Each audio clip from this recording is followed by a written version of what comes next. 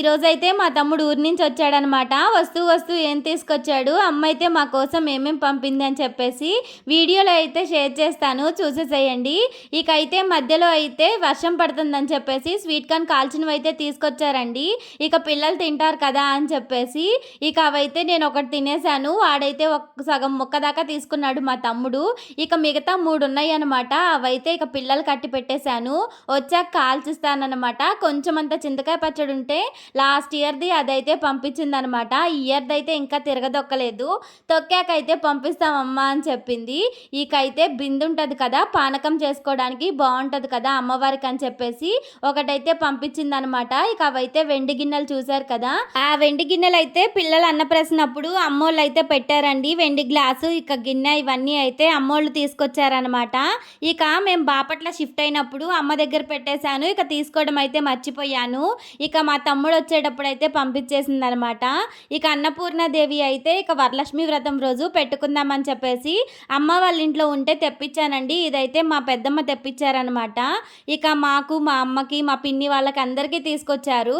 ఇక అవి అందరు పెట్టేసుకున్నారు. మాకైతే ఇన్నాళ్ళు కుదరలేదు, ఇక పెట్టుకోలేదు. ఇక వరలక్ష్మీదేవి వ్రతం చేసుకునేటప్పుడు చక్కగా పెట్టుకోవచ్చని తెప్పించానమాట. ఇక ప్లేట్ అయితే ఒకటి ప్రసాదాలు పెట్టుకోవడానికి అమ్మ వాళ్ళ ఇంట్లో ఉంటే నాకు ఒకటి ఇచ్చేసిందండి. ఇదైతే శివయ్య తండ్రి. అసలు చూడంగానే ఎంత బాగా అనిపించిందో, అసలు ఎంత గంభీరంగా అనిపిస్తున్నాడో కదండి. చూస్తుంటేనే 2 కళ్ళు నాకైతే చాలేదనమాట. వారణాసి అంటే కాశీ నుంచి మా అమ్మ వెళ్తే తీసుకొచ్చారనమాట. చాలా మంచిగా అనిపించింది చూడంగానే. చాలా పాజిటివ్ వైబ్స్ ఉన్నాయండి. ఇక దేవుడి పటాల దగ్గర పెట్టుకుంటే ఇక చెప్పలేను, ఎంతో ప్రశాంతంగా ఉంటుంది కదా. ఇక బిందె కూడా తెప్పించాను కదా, చూపించాను కదండి.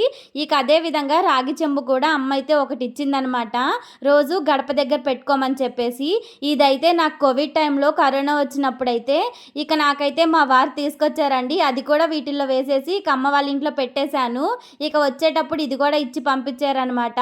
అప్పుడు తీసుకున్నప్పుడే 3500 దాకా అయ్యిందండి. అప్పుడే ఆ మిషన్. ఈ పూసలు అయితే ఇక మా పెళ్ళివన్నమాట. సో చూడంగానే భలే అనిపించేసింది. ఇక నాగవల్లి గుండు అంటారు కదా, అది కూడా దాంట్లోనే ఉండిపోయిందనమాట. ఇవైతే గుచ్చుకొని నేనైతే ఇక మెడలో వేసుకుందామని చెప్పేసి అనుకుంటున్నాను. ఇక దారం తెచ్చి అయితే గుచ్చేసుకొని ఇక వేసేసుకుంటానండి. ఇక అలాగా పెట్టే బదులు నల్లపూసలు మెడలో ఉంటే మంచిదంటారు కదా, ఇక గుచ్చుకొని వేసుకుందామని చెప్పేసి తెప్పించాను.